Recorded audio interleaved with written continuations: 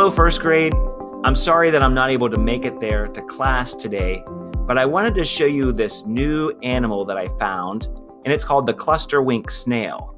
A Clusterwink snail is a bioluminescent animal. Now, do you know what bioluminescent means?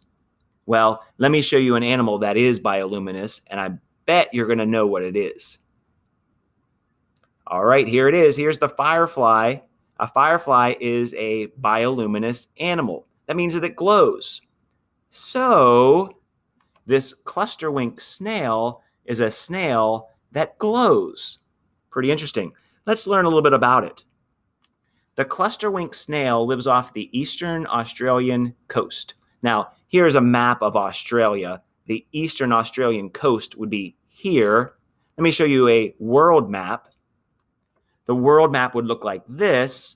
Here we are in North America, and Australia is all the way over to here. This is the eastern Australian coast.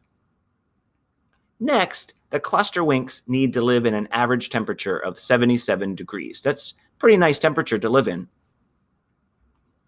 The Clusterwinks are about 3 inches long, but can grow up to be 1 foot long. Can you imagine a snail that's 1 foot long? These Clusterwink snails are very rare. These snails flicker their spiral shells like dim blue-green light bulbs. Pretty amazing. The light is a form of self-defense. The snail produces a light when trapped or around animals that might eat it, even whenever it's hiding in its shell. Pretty amazing creature. Today, what we're going to do is we're going to build a Clusterwink snail out of Legos. The first step looks like this. The next step is this. Third step is putting the eyes on. Fourth step. Fifth step. And finally, the last step. Now you're going to work in groups, and everybody in the group needs to put together the Clusterwink snail. So that next week, when we get together, we're going to actually code for our snail to light up.